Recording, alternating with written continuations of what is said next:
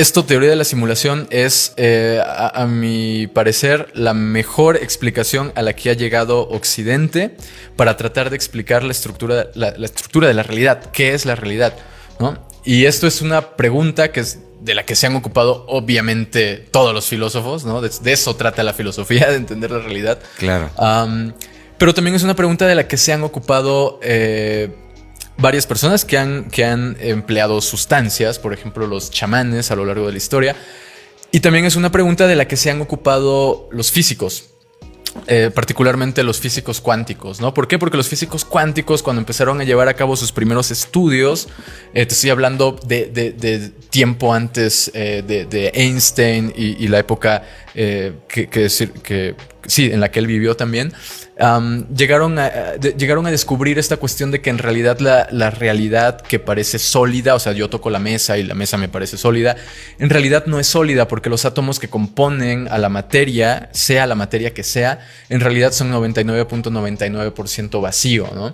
Y entonces en realidad lo que yo estoy sintiendo cuando estoy tocando esta mesa es en realidad un efecto que se produce a partir de la interacción de los del campo electromagnético de los átomos de la materia. No es propiamente la materia, es la interacción del campo electromagnético con mi aparato sensoperceptor. Entonces es como si existiera una especie de confabulación entre nuestro sistema nervioso central y los campos electromagnéticos de la materia, y eso es lo que nos da la percepción de que la materia es sólida, tangible y por lo tanto física. Y de ahí viene la falacia del estado único, de creer que lo que es medible, tangible a través de nuestro estado ordinario de conciencia es lo que llamamos realidad.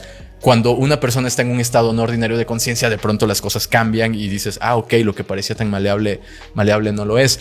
Entonces, la física cuántica y un montón de campos de investigación se han tratado de ocupar acerca de descubrir qué es la realidad, y no es sino hasta la creación de sistemas digitales, de la realidad virtual y de la programación computacional que los investigadores empezaron a darse cuenta de que la realidad tiene ciertas características que pueden llevarnos a pensar que la realidad no es necesariamente física y sólida, sino que la realidad es holográfica. ¿Qué quiere decir eso? Que nosotros estamos percibiendo la materia sólida en este plano tridimensional de experiencia, pero en realidad la información que le da forma, de ahí viene información, que forma desde dentro, la información que forma a la materia viene de un campo bidimensional, como si fuera un proyector lanzando la información a través de luz, y nosotros estamos viendo la pantalla tridimensional donde estamos viendo la película, pero en realidad esa película es proyectada desde otra dimensión antes, que es el proyector, y ese proyector está obteniendo información de una computadora que es esencialmente ceros y unos, bits, ¿no? Entonces, realmente, a través de todos estos estudios que le llaman en realidad holografía, ¿no? La holografía, es que se dan cuenta de que la realidad tiene cualidades holográficas a nivel externo, y otros investigadores como Carl P. Bram, que es uno de los grandes nombres en la holografía, se da cuenta de que también el cerebro funciona de manera holográfica, ¿no? Tú cortas parte, o sea, no existe una parte del cerebro donde se almacene la memoria, por ejemplo. La memoria es como si tú cortaras una parte del cerebro, pero en realidad la información que parecía estar almacenada ahí no estaba almacenada ahí. Es más, se han hecho estudios donde se ha sacado grandes cantidades de cerebro, de masa cerebral de animales como ratas, y el animal puede seguir llevando a cabo un comportamiento funcional. Entonces los investigadores se han preguntado, ok, la conciencia que le da vida y movimiento al animal, que nosotros atribuíamos que se encontraba almacenada en ciertas partes físicas del cerebro, en realidad no está ahí. Entonces, ¿dónde está? Es lo que decíamos, no está en el campo tridimensional, no está en el campo tangible, está en un campo bidimensional, donde la información está codificada. Entonces, esto es como muy abstracto hasta que llegamos a el grado de tecnología en el que podemos simular universos en videojuegos, en películas, en plataformas digitales, etc.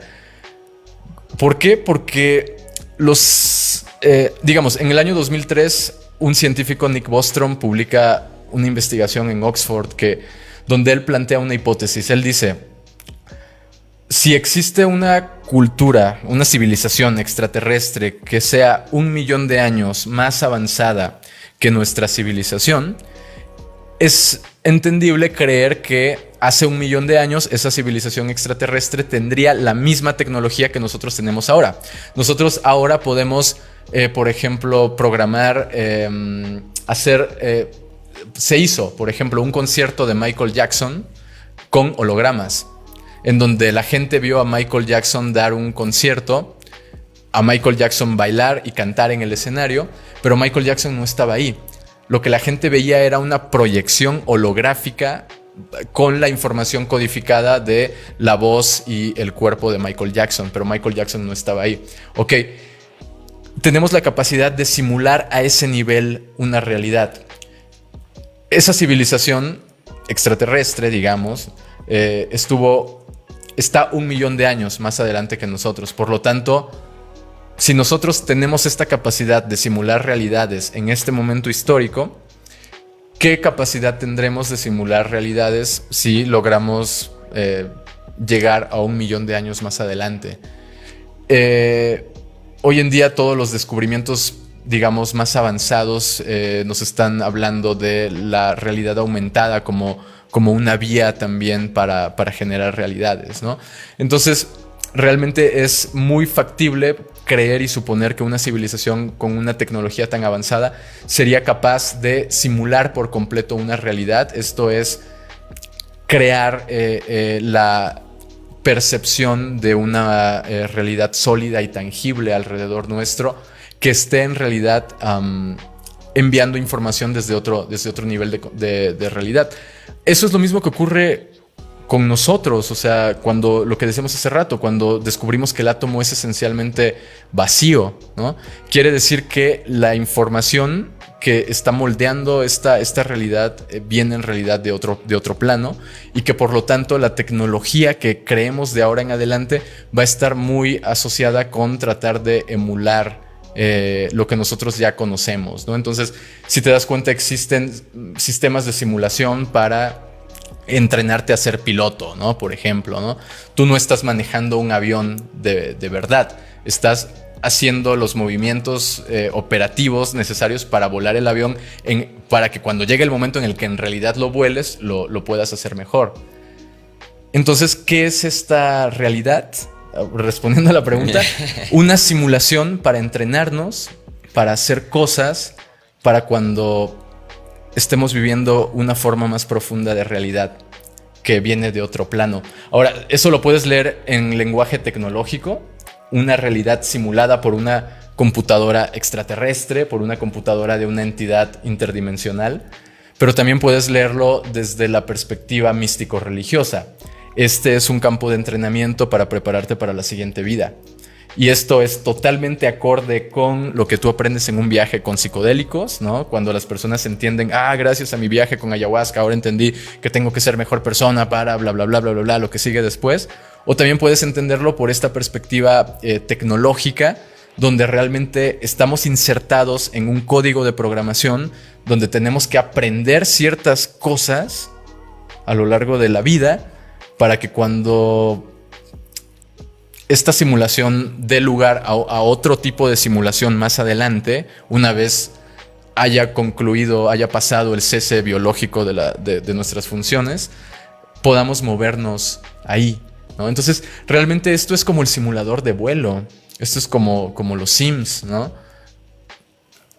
Ahora, describir la realidad que viene después, eso ya no lo sé, no creo que alguien lo sepa a ciencia cierta, pero los escritos religiosos y místicos nos dan ciertas pistas, ¿no? Nos hablan de un mundo intangible, de un mundo basado en luz, de un mundo donde no hay un cuerpo sólido, y toda la evidencia que recolecta las neurociencias acerca de la conciencia como algo no local, como algo que, lo que decíamos hace rato, que la conciencia no está limitada al cerebro.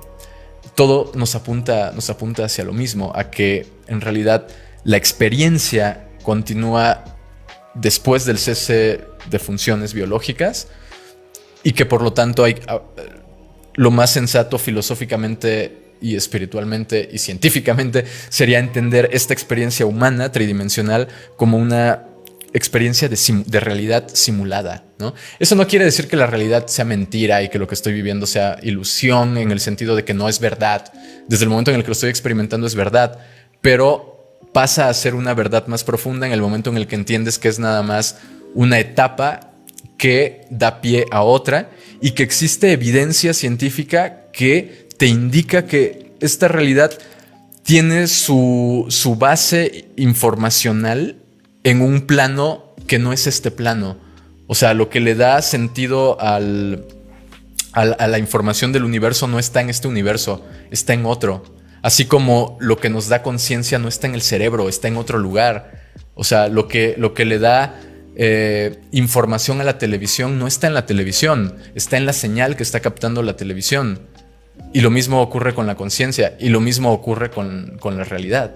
Entonces, la simulación es una metáfora, la metáfora a mi gusto más acertada que hemos podido desarrollar para entender y para darle un poco de sentido a nuestra vida. Porque obviamente es una persona que es materialista, que es cientificista o incluso que es de mentalidad atea, ¿no?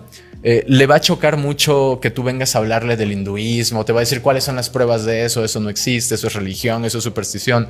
Pero cuando tú le vienes a hablar, oye, sabes que hay un montón de investigaciones que hablan de que la realidad es holográfica y sabes incluso que hay investigaciones que incluso hablan de que en la estructura de la realidad hay códigos matemáticos que son algebraicamente idénticos a los códigos que utilizan las computadoras cuánticas para estabilizar los sistemas. Eso es algo que le llaman Quantum Correcting Error Code, código de corrección de error cuántico, que es un código que utilizan las computadoras cuánticas para no perder la información.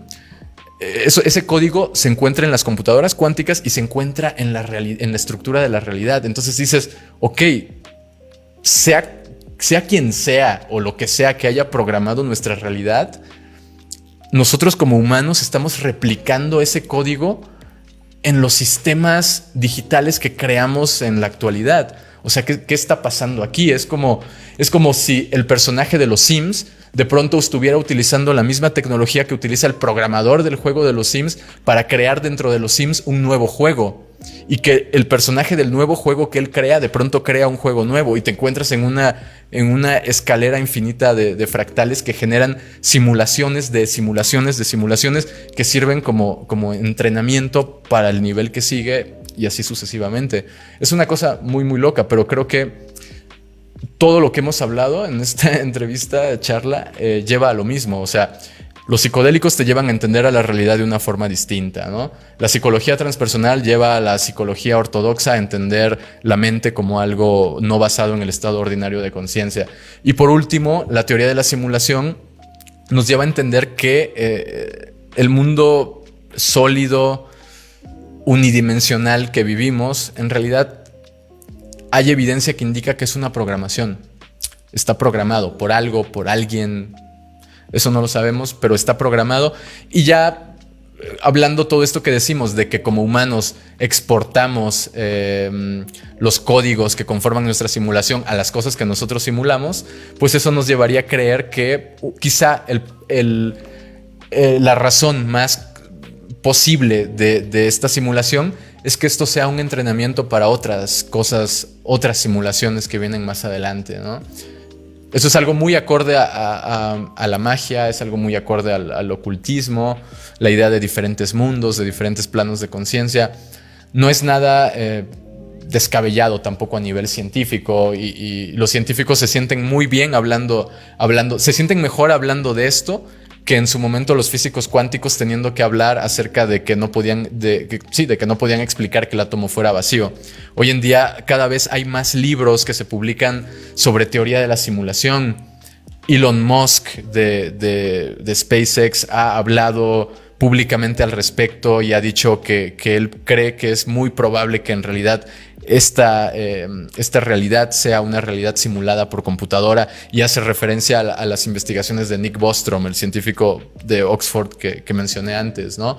Neil deGrasse Tyson, este famoso astrofísico amigo de Carl Sagan, también hace como 2-3 años fue host de un congreso, de un evento público científico, donde directamente el tema fue: vivimos en una realidad simulada, ¿no? El tema ha salido como portada en revistas científicas, ¿no? Entonces los científicos están hablando de esto y casi ya lo aceptan como un hecho bastante probable, el hecho de que vivamos en una realidad simulada. Lo que pasa es que esta información todavía no se ha vuelto masiva, pero tampoco es que no hayamos escuchado hablar de esto, o sea, a través de la religión, a través de la espiritualidad, diferentes nombres, ¿no?